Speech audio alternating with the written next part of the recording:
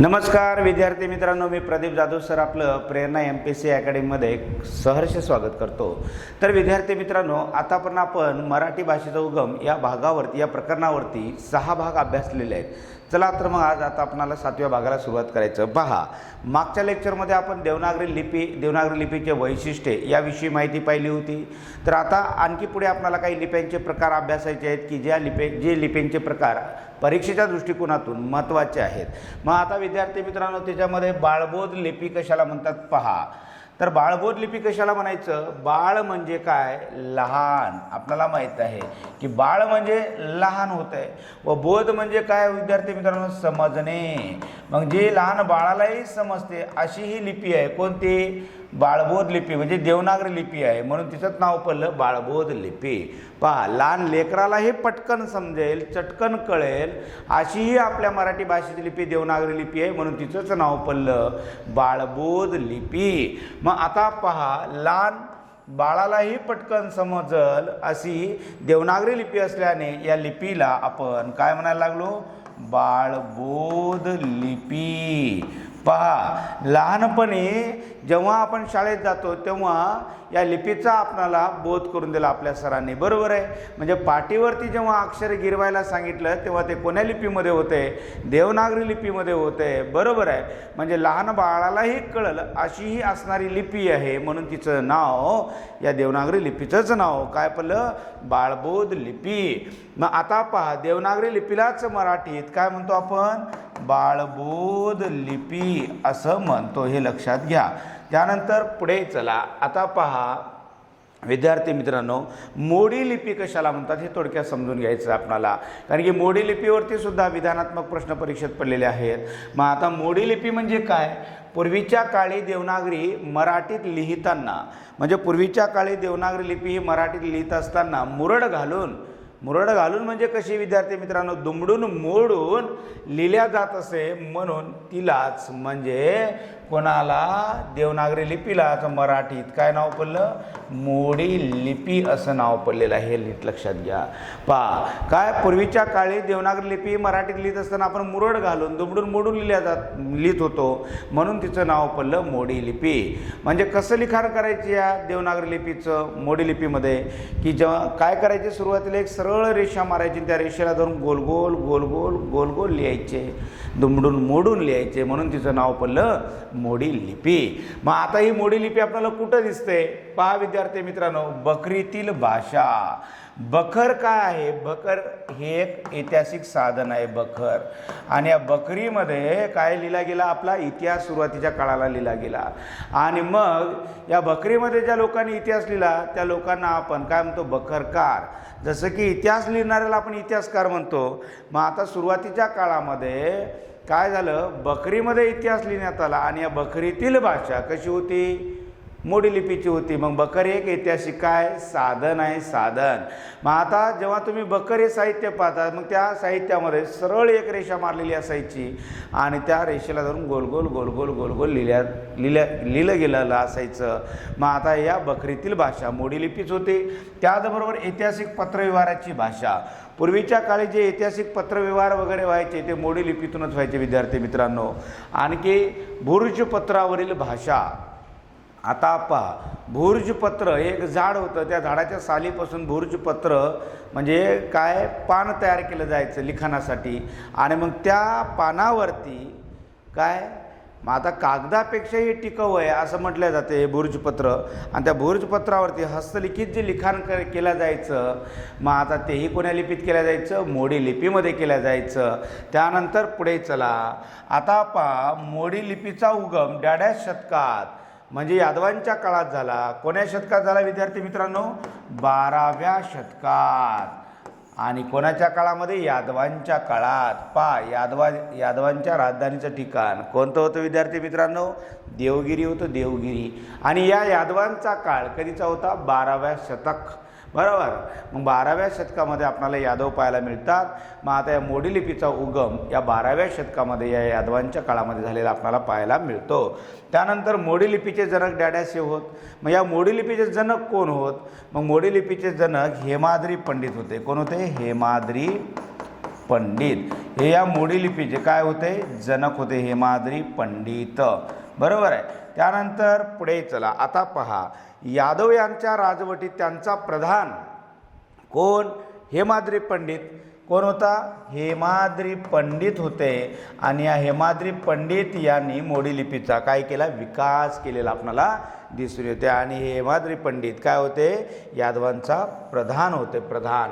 त्यानंतर पुढे चला, आता पाड्याड्यास लिपी वाचण्यास कठीण असते. कोणती लिपी, ही मोडी लिपी. मोडी लिपी वाचन करण्यासाठी कठीण असते का, कारण की सरळ एक अगोदर शिरोरेषा मारायची, त्या शिरोरेषेला जाऊन गोल गोल गोल गोल गोल गोल लिहायचे.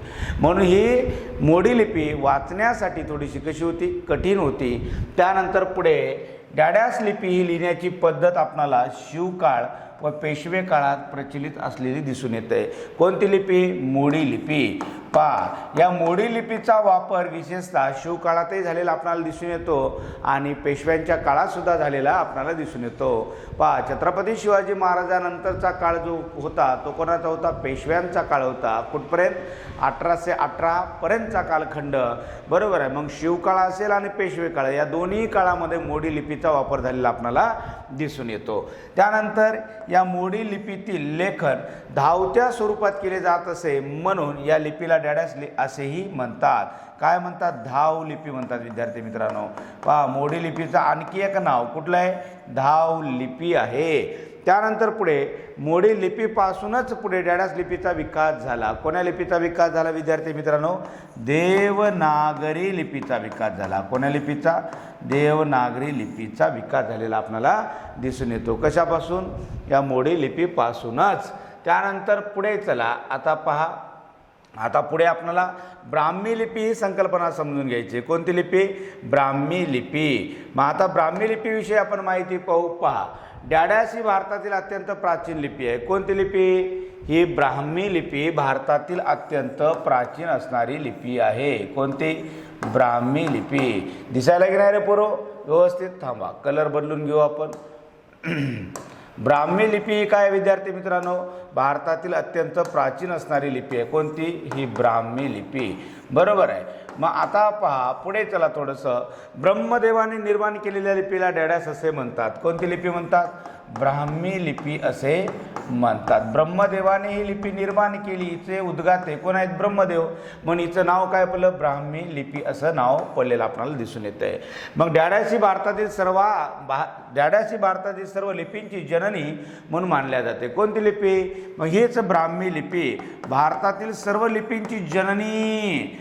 आपण जेव्हा लिपींचा इतिहास पाहतो, मग या लिपींच्या इतिहासामध्ये आपणाला सर्व लिपींची जननी म्हणून कोणती लिपी ओळखल्या जाते किंवा कोणत्या लिपीकडे आपण पाहतो, ब्राह्मी लिपीकडे आपण पाहतो. मग आता हे सर्व लिपींची जननी ही लिपी आहे. कोणती लिपी, ब्राह्मी लिपी. आणि हिचे उद्गाते कोण, हिचे जनक कोण आहेत, तर ब्रह्मदेव आहेत विद्यार्थी मित्रांनो.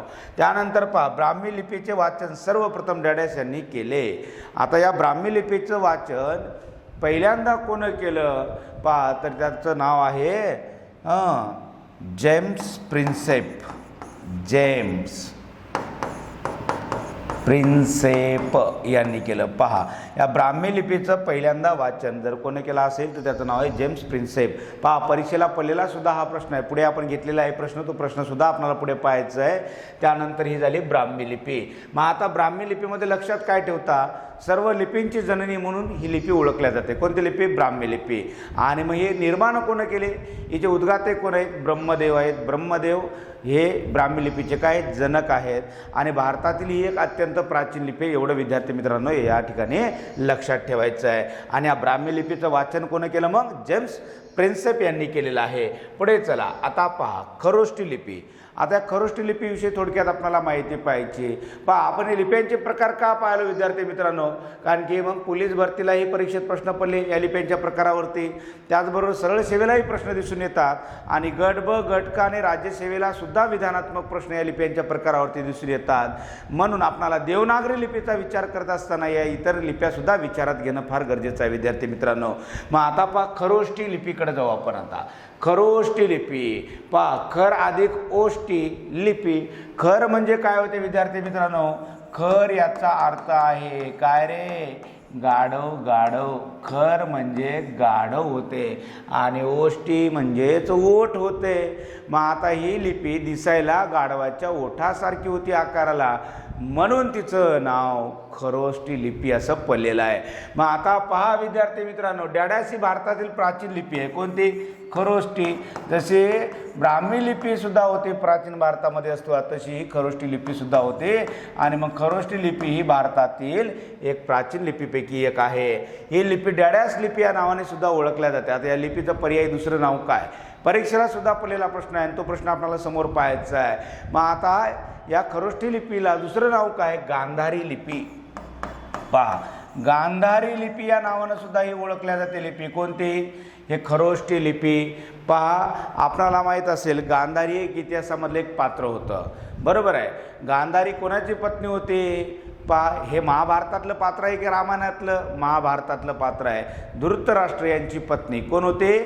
गांधारी होती. आणि मग ती कोण्या देशातली होती? गांधार या देशातली ती होती, बरोबर आहे. आता तिथली जी लिपी होती ती गांधारी लिपी होती. आणि आता तो काय गांधार भाग आहे ना, तो आताच्या आधुनिक अफगाणिस्तानमध्ये आपल्याला दिसून येतो विद्यार्थी मित्रांनो. मग आता या खरोष्टी लिपीचं नाव दुसरं काय? गांधारी लिपी आहे. त्यानंतर पुढे चला, डॅडॅसच्या काळात भारतात या लिपीचा प्रामुख्याने उपयोग केला गेला. कोणाच्या काळात केला गेला? कुशाणांच्या काळात केला गेला विद्यार्थी मित्रांनो. कुशाण. पहा, कुशाण काळात भारतात या लिपीचा प्रामुख्याने उपयोग केला गेला. त्यानंतर या लिपीचा आशिया खंडात डॅडॅस शतकात वापर झाला. कितव्या शतकामध्ये? 3ऱ्या शतकामध्ये वापर झालेला आपल्याला विद्यार्थी मित्रांनो दिसून येते. त्यानंतर या लिपीचा उल्लेख म्हणजे या खरोष्टी लिपीचा उल्लेख डॅडॅस धर्मग्रंथात आढळून येतो. कोण्या धर्मग्रंथात? बौद्ध धर्मग्रंथात या लिपीचा आपल्याला काय उल्लेख आढळून येताना दिसून येतो. त्यानंतर खरोष्टी डॅडॅस लिपी नाही. कोणती लिपी नाही? आर्य लिपी नाही, हे लक्षात घ्या. खरोष्टी ही आर्य लिपी नाही. आर्यांची लिपी कोणती होती? तर देवनागरी लिपी होती. मग आता खरोष्टी लिपीमध्ये काय लक्षात ठेवता? पहा विद्यार्थी मित्रांनो, हे भारतातील एक प्राचीन लिपीपैकी एक लिपी आहे. त्याचबरोबर या खरोष्टी लिपीचं पर्यायी नाव दुसरं नाव काय? गांधारी लिपी. हे एक लक्षात ठेवा. आणि प्रामुख्याने कोणाच्या काळात या लिपीचा वापर झाला? कुशाणांच्या काळात वापर झाला. कोणाच्या काळात झाला? कुशाण यांच्या काळात 3ऱ्या शतकामध्ये या लिपीचा वापर झालेला आपल्याला दिसून येतो, बरोबर आहे. आणि त्याचबरोबर या लिपीचा उल्लेख आपल्याला बौद्ध धर्मग्रंथामध्ये झालेला दिसून येतो. पुढे चला, आता पहा. आता विद्यार्थी मित्रांनो, या लिपीच्या प्रकारावरती काही पडलेले प्रश्न आहेत, ते थोडक्यात पाहू आपण. पहा पुरव. आता हा पहिला प्रश्न कसा आहे? कोणत्या लिपीस गांधारी लिपी म्हणून सुद्धा ओळखल्या जाते? सोलापूर ग्रामीण पोलीस भरती 2018 पोलीस भरतीला पडलेला हा प्रश्न आहे. पहा, आपण विनाकारण लिप्यांचे प्रकार पाहत बसलो नाही विद्यार्थी मित्रांनो. देवनागरी लिपी बरोबरच इतर लिप्यांचे प्रकार थोडक्यात अभ्यासणं फार गरजेचं आहे परीक्षेच्या दृष्टिकोनातून. एक एक मार्क देऊन जाणारं हे काय आहेत? ह्या संकल्पना आहेत. मग आता याच्यावरती पडलेला हा प्रश्न आहे विद्यार्थी मित्रांनो की देवनागरी कोणत्या लिपीस गांधारी लिपी म्हणून सुद्धा ओळखल्या जाते? मग आता पहा, याच्यासाठी पहिला पर्याय आहे ब्राह्मी, दुसरा पर्याय खरोष्टी, तिसरा आहे मोडी आणि चौथा आहे देवनागरी. तर सांगा पाहू आपलं उत्तर काय आता? मग कोणत्या लिपीला आपण गांधारी लिपी म्हणून सुद्धा ओळखतो? खरोष्टी. खरोष्टी या लिपीचं पर्यायी नाव काय? गांधारी लिपी. आता पक्क लक्षात ठेवा. परत पुन्हा प्रश्न रिपीट होऊ शकतो येणाऱ्या काळामध्ये. आता येणाऱ्या काळामध्ये सरळ सेवा सुद्धा आहे, बरोबर आहे. मुंबई पोलीस भरती सुद्धा आहे, म्हणून हा प्रश्न परत लक्षात ठेवा. चला पुढे. आता पहा, आणखी एक मध्येच संकल्पना पाहायची आपल्याला, आदर्श लिपी. कारण की आदर्श लिपी या संकल्पनेवरती सुद्धा विधानात्मक प्रश्न परीक्षेत विचारले विद्यार्थी मित्रांनो. मग आदर्श लिपी नेमकं म्हणतात कशाला? पहा, आता ज्या लिपीत प्रत्येक ध्वनी, ज्या लिपीमध्ये प्रत्येक ध्वनी स्वतंत्र चिन्हाने म्हणजे वर्णाने दाखविला जातो, त्या लिपीस काय म्हणतात? आदर्श लिपी असे म्हणतात. पहा, आता ज्या लिपीमध्ये प्रत्येक ध्वनी म्हणजे प्रत्येक ध्वनीसाठी चिन्ह कसं असते? स्वतंत्र चिन्ह असते. ध्वनी एक आणि त्याच्यासाठी स्वतंत्र चिन्ह सुद्धा एकच असते. मग अशा लिपीला आपण काय म्हणतो? आदर्श लिपी असं म्हणतो. मग आता पुढे चला थोडंसं पहा. डॅडॅस लिपीमध्ये प्रत्येक वर्णाला एकापेक्षा जास्त ध्वनी नसतात. कोण्या लिपीमध्ये? आदर्श. पहा विद्यार्थी मित्रांनो, आदर्श लिपीमध्ये प्रत्येक वर्णाला एकापेक्षा जास्त ध्वनी नसतात. वर्ण एक, ध्वनी एक, म्हणजे ध्वनी चिन्ह एक आणि ध्वनी पण एकच असतो किंवा प्रत्येक ध्वनीला स्वतंत्र असं एकच चिन्ह असते, त्या लिपीला काय म्हणावं? आदर्श लिपी म्हणावं. त्यानंतर पहा, आदर्श लिपीमध्ये प्रत्येक ध्वनी डॅडॅश चिन्हाने दाखविला जातो. कोण्या चिन्हाने दाखवला जातो? स्वतंत्र चिन्हाने दाखवला जातो. प्रत्येक ध्वनीसाठी काय असते? ध्वनी चिन्ह असते आणि तेही स्वतंत्र चिन्हाने दाखवता येते. मग अशा लिपीला आपण काय म्हणत असतो? आदर्श लिपी असं म्हणतो. मग आता मला सांगा, आपल्या मराठी भाषेची जी लिपी आहे देवनागरी लिपी, मग आता ही आदर्श आहे की नाही? बरोबर आहे. मग आता देवनागरी लिपीमध्ये प्रत्येक वर्णासाठी एकच ध्वनी आहे, बरोबर? वर्ण एक, ध्वनी एक, परंतु त्याला अपवाद फक्त होता विद्यार्थी मित्रांनो च वर्गातील 4 वर्णांचा, च, छ, ज, झ. बरोबर आहे. इथं काय आहे विद्यार्थी मित्रांनो? ध्वनी चिन्ह एक आहे परंतु ध्वनी 2 आहेत. यांचा उच्चार दुहेरी होतो, तालव्य आणि दंत तालव्य. मग मराठी वर्णमालेमध्ये प्रत्येक वर्ण आणि त्यांचा उच्चार सामान्यतः एकच असतो, बरोबर आहे. पण त्याला अपवाद कोणाचं आहे? च वर्गातील या 4 वर्णांचा आहे. एवढा जर अपवाद सोडला तर मग आपल्या मराठी भाषेची जी लिपी आहे देवनागरी लिपी, ती सुद्धा कशी लिपी आहे? आदर्श लिपी आहे. तिला आपण आदर्श लिपी मानतो. कोण्या लिपीला? देवनागरी लिपीला. त्यानंतर पहा, देवनागरी लिपी आदर्श लिपी मानतात कारण या लिपीत उच्चारण्यात येणारा प्रत्येक ध्वनी डॅडॅश चिन्हाने, कोण्या चिन्हाने? स्वतंत्र चिन्हाने अर्थात वर्णाने दाखवण्यात येतो. त्याशिवाय त्या वर्णाला एकच काय असतो विद्यार्थी मित्रांनो? ध्वनी असतो. म्हणून देवनागरी लिपी ही आदर्श लिपी मानतात. मग आपल्या मराठी भाषेची लिपी देवनागरी लिपी आहे आणि ही कशी आहे? आदर्श लिपी आहे. त्यानंतर पुढे चला. आता या आदर्श लिपीमध्ये काय लक्षात ठेवता तुम्ही? हे एवढेच 1-2 पॉईंट लक्षात ठेवा की ज्या लिपीमध्ये प्रत्येक ध्वनी स्वतंत्र चिन्हाने दाखवता येतो, मग ती लिपी कशी असते? आदर्श लिपी असते किंवा ती लिपी परिपूर्ण लिपी असते. एवढं लक्षात ठेवा. त्यानंतर पुढे चला. आता पहा विद्यार्थी मित्रांनो, या संकल्पनेवरती काय आपल्याला प्रश्न पाहायचे आहेत. मग आता पहा, देवनागरी लिपी आदर्श लिपी मानण्याचे कारण सांगा. संयुक्त 2010ला पडलेला प्रश्न आहे. आणि मग आता पहिला पर्याय, देवनागरी लिपीत वर्णाला स्वतंत्र चिन्हाने दाखविता येत नाही. दुसरा पर्याय, देवनागरी लिपीत उच्चारण्यात येणारा प्रत्येक ध्वनी स्वतंत्र चिन्हाने दाखविता येतो. तिसरा पर्याय, देवनागरी लिपीत ध्वनीला स्वतंत्र चिन्ह नसते. आणि चौथा पर्याय, देवनागरी लिपीत एका वर्णात 2 ध्वनी असतात. म्हणजे एका वर्णाला असं पाहिजे तिथं, एका वर्णाला 2 ध्वनी असतात. मग आता पहा, कोणतं विधान योग्य वाटते विद्यार्थी मित्रांनो? विचार करा आणि या प्रश्नाचं उत्तर द्या. पहा, देवनागरी लिपी आदर्श लिपी मानण्याचं कारण सांगा.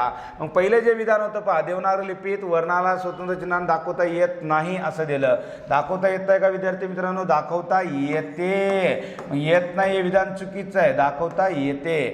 त्यानंतर पुढे, देवनागरी लिपीत उच्चारण्यात येणारा प्रत्येक ध्वनी स्वतंत्र चिन्हाने दाखवता येतो. बरोबर आहे. म्हणून देवनागरी लिपी ही कशी मानतो आपण? आदर्श लिपी. म्हणजे याचं उत्तर काय विद्यार्थी मित्रांनो? हे 2 नंबर उत्तर आहे. पहा, देवनागरी लिपी आदर्श लिपी मानण्याचं कारण हेच आहे, कारण की देवनागरी लिपीत उच्चारण्यात येणारा प्रत्येक ध्वनी स्वतंत्र चिन्हाने दाखवता येतो. म्हणून देवनागरी लिपी कशी आहे? आदर्श लिपी आहे. आणि तिसरा पर्याय काय होता पहा, देवनागरी लिपीत ध्वनीला स्वतंत्र चिन्ह नसते. नसते नाही, असते. असते जर असतं तर हे विधान बरोबर राहिलं असतं. त्यानंतर देवनागरी लिपीत एका वर्णाला 2 ध्वनी असतात. 2 ध्वनी नसतात, एकच काय असतो? ध्वनी असतो. मग हे विधान बरोबर राहिलं असतं. म्हणजे हे विधान कसं आहे? चुकीचं आहे. म्हणून आपलं उत्तर पर्याय क्रमांक 2 आहे. चला पुढचा प्रश्न पाहू आता आपण. पुढील समूहातनं जुळणारा शब्द शोधा. डिपार्टमेंट STI 2011ला पडलेला प्रश्न आहे. पहा, देवनागरी पहिला पर्याय, दुसरा आहे मोडी लिपी, तिसरा आहे रोमन लिपी, चौथा आहे इडली. मग आता न जुळणारा पर्याय शोधायचा आहे. मग आता पुढील समूहातनं जुळणारा शब्द कोणता आहे? मग विचार करा. इथं दिलेले हे पर्याय कशाच्या संबंधित आहे त्याचा विचार करावा लागेल आपल्याला. मग आता इथं देवनागरी एक काय? लिपी आहे. मोडी एक काय विद्यार्थी मित्रांनो? लिपीचाच प्रकार आहे. रोमन हा एक काय? लिपीचा प्रकार आहे. मग इडली हा लिपीचा प्रकार आहे का? अय इडली हा खायचा प्रकार आहे, बरोबर आहे. मग ही काही लिपीचा प्रकार वगैरे नाही, काही नाही. मग समूहातनं जुळणारा शब्द कुठला आहे विद्यार्थी मित्रांनो? इडली आहे. पहा त्यानंतर पुढे चला, आता पुढचा प्रश्न समजून घेऊ. काय पुढे प्रश्न पहा रे विद्यार्थी मित्रांनो.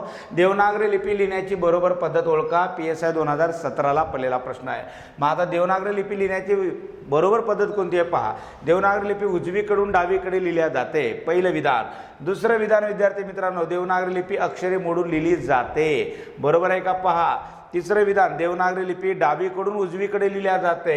आणि चौथं विधान आहे, देवनागरी लिपी एका खाली एक अशी लिहिली जात नाही असं म्हटलेलं आहे. मग आता योग्य विधान ओळखा आणि प्रश्नाचं उत्तर काय नेमकं सांगा. पहा देवनागरी लिपी लिहिण्याची बरोबर पद्धत ओळखा. मग कोणती बरोबर पद्धत आहे याच्यापैकी? मग देवनागरी लिपी डावीकडून उजवीकडे लिहिल्या जाते, हे आपलं काय विद्यार्थी मित्रांनो उत्तर आहे. त्यानंतर पुढे चला, पुढचा प्रश्न समजून घेऊ. आता 4 नंबरचा प्रश्न, चुकी बरोबर सांगा. असिस्टंट 2015ला पडलेला प्रश्न आहे पहा. आपण जी लिपी वापरतो तिला बाळबोध लिपी असे म्हणतात, बरोबर आहे का. त्यानंतर पहा देवनागरी लिपी उभ्या आडव्या तिरप्या गोलसर अशा रेषांनी बनलेली असते. तिसरं, देवनागरी लेखकाच्या उजवीकडून डावीकडे लिहिल्या जाते. आणि आता पहा खाली पर्याय आहेत विद्यार्थी मित्रांनो. मग आता नेमके काय पर्याय आहेत पहा विद्यार्थी मित्रांनो. पहिला पर्याय फक्त क चूक, दुसरा पर्याय फक्त अ चूक, तिसरा पर्याय फक्त अ बरोबर आणि चौथा पर्याय फक्त ब बरोबर.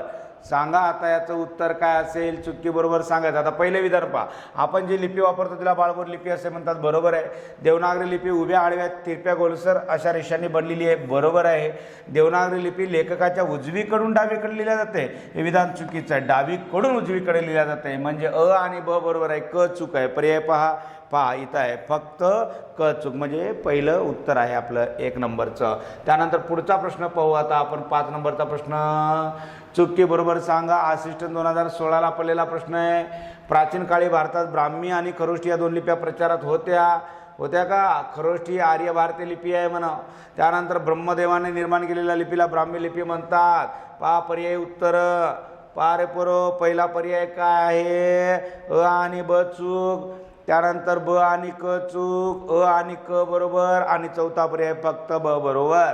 मग आता पहिले विधान पहा. प्राचीन काळी भारतात ब्राह्मी आणि खरोष्टी या 2 लिप्या प्रचारात होत्या की नाही? होत्या. खरोष्टी आर्य भारतीय लिपी आहे का? नाही, आर्य भारतीय लिपी देवनागरी लिपी आहे, म्हणजे हे विधान कसं आहे? चुकीचं आहे. ब्रह्मदेवाने निर्माण केलेल्या लिपीला ब्राह्मी लिपी म्हणतात, बरोबर आहे. म्हणजे अ आणि क बरोबर, ब चुकीचं आहे. कुठे? अ आणि क बरोबर. पर्याय क्रमांक उत्तर 3 हे आपलं काय विद्यार्थी मित्रांनो उत्तर आहे. चला पुढचा प्रश्न समजून घेऊ. पहा रे बरोबर, मराठी भाषा लिपीस कोणत्या नावाने ओळखल्या जाते? राज्यसेवा 2019ला पडलेला प्रश्न आहे. काय प्रश्न? पहिला पर्याय अ वर्णमाला लिपी, दुसरा आहे देवनागरी लिपी, तिसरा आहे बाळबोध लिपी, चौथा आहे आदर्श लिपी आणि याचे पर्याय खाली आहेत. आता पहा अ आणि ए आणि बी बरोबर, फक्त बी आणि सी बरोबर, ए आणि बी डी बरोबर आणि पहा फक्त डी बरोबर. मग आता काय उत्तर बरोबर आहे विद्यार्थी मित्रांनो सांगा. पहा मराठी भाषा लिपीस कोणत्या नावाने ओळखल्या जाते? वर्णमाला लिपी म्हणतात का तिला? नाही. काय म्हणतो? देवनागरी लिपी म्हणतो, बरोबर आहे. त्यानंतर देवनागरी लिपीलाच बाळबोध लिपी म्हणतात, हेही बरोबर आहे. आणि देवनागरी लिपीला आदर्श लिपी म्हणतो का आपण? त्याला पर्यायी नाव आहे का? नाही. देवनागरी लिपी आदर्श लिपी आहे का? कारण की आदर्श लिपी कशाला म्हटलं होतं आपण? वर पाहिलं होतं, ज्या लिपीमध्ये प्रत्येक वर्ण स्वतंत्र चिन्हाने दाखवला जातो, प्रत्येक ध्वनी स्वतंत्र चिन्हाने दाखवला जातो, ती लिपी असते आदर्श लिपी. पण देवनागरी लिपीचं पर्यायी नाव नाही आदर्श लिपी, म्हणून आपलं इथं काय विधान योग्य कोणते आहेत? बी आणि सी बरोबर आहे. मग कुठे आहे पर्याय? पहा बी आणि सी बरोबर. 2 नंबरचं उत्तर आहे विद्यार्थी मित्रांनो. पुढे चला. पहा आता पुढचा प्रश्न काय आहे नेमका ते बघू आपण. योग्य विधान ओळखा. राज्यसेवा 2020ला पडलेला प्रश्न आहे. देवनागरी लिपीत प्रत्येक ध्वनीला स्वतंत्र चिन्ह आहे. संस्कृत व प्राकृत भाषांची देवनागरी लिपी आहे. त्यानंतर पुढे चला. आता पहा पर्याय. मराठी भाषेच्या लिपीला देवनागरी लिपी म्हणतात. पुढे पर्याय उत्तर आता पहा विद्यार्थी मित्रांनो नेमके काय आहेत. आणि पहा रे आता द्या उत्तर. देवनागरी लिपीत प्रत्येक ध्वनीला स्वतंत्र चिन्ह आहे का? आहे. संस्कृत आणि प्राकृत भाषांची देवनागरी लिपी आहे ना, संस्कृतची आहे आणि प्राकृतची सुद्धा आहे. प्राकृत म्हणजेच आपली मराठी भाषा. त्यानंतर मराठी भाषेच्या लिपीला देवनागरी लिपी म्हणतात. बरोबर आहे की नाही? बरोबर आहे. त्यानंतर देवनागरी या लिपीत कोणतेही चिन्ह एकापेक्षा अधिक ध्वनी दाखवतात नाही. एकापेक्षा अधिक ध्वनी दाखवत नाहीत, एकच ध्वनी दाखवत असतात. म्हणजे हे विधान चुकीचं आहे, डी नंबरचं. मग ABC बरोबर. पर्याय क्रमांक 3 हे आपलं काय विद्यार्थी मित्रांनो उत्तर आहे. त्यानंतर पुढे चला आता पुढचा प्रश्न समजून घेऊ. काय आहे? खालीलपैकी कोणती लिपी देवनागरी नाही? औरंगाबाद भंडारा पोलीस भरती 2014ला पडलेला प्रश्न आहे. मग आता पहा, कोणती लिपी देवनागरी लिपी नाही असं आपल्याला विचारलेलं आहे. इथं खाली 4 पर्याय आहेत. एक पहिला पर्याय संस्कृत, दुसरा पर्याय हिंदी आणि तिसरा पर्याय मराठी, चौथा पर्याय उर्दू. मग कोणती लिपी ही देवनागरी लिपी नाही? उर्दू भाषेची लिपी देवनागरी लिपी आहे का विद्यार्थी मित्रांनो? नाही. म्हणजे उत्तर आहे आपलं पर्याय क्रमांक 4 हे आपलं उत्तर आहे. त्यानंतर पुढे चला पुढचा प्रश्न समजून घेऊ. 9 नंबरचा प्रश्न कुठे गेला? हां, मराठी भाषेचे लिखाण आपण कोणत्या लिपीत करतो? सांगा रे बरं उत्तर. औरंगाबाद पोलीस भरती 2014, वाशिम पोलीस भरती 2014, ठाणे ग्रामीण पोलीस भरती 2011ला पडलेला प्रश्न आहे. मग आता पहा, number 1 Ardhamagadhi, number 2 Pali, number 3 मोडी आणि नंबर 4 देवनागरी. मग मराठी भाषेचे लिखाण आपण कोण्या लिपीत करतो विद्यार्थी मित्रांनो? पर्याय क्रमांक उत्तर 4 देवनागरी. त्यानंतर आता पहा शेवटचा प्रश्न पाहायचा आपल्याला. पहा विद्यार्थी मित्रांनो, काय ब्राह्मी लिपीचे सर्वप्रथम वाचन कोणी केले? नागपूर पोलीस भरती 2019ला पडलेला प्रश्न आहे.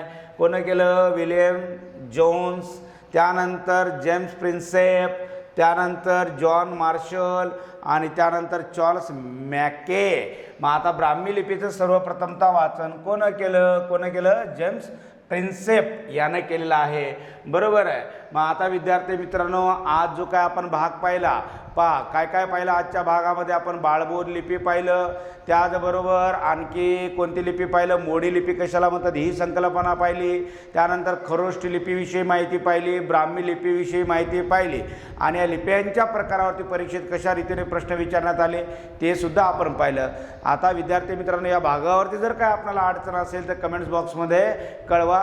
ठीक आहे विद्यार्थी मित्रांनो, आता उद्याला आपल्याला पुढचा भाग अभ्यासायचा आहे. धन्यवाद.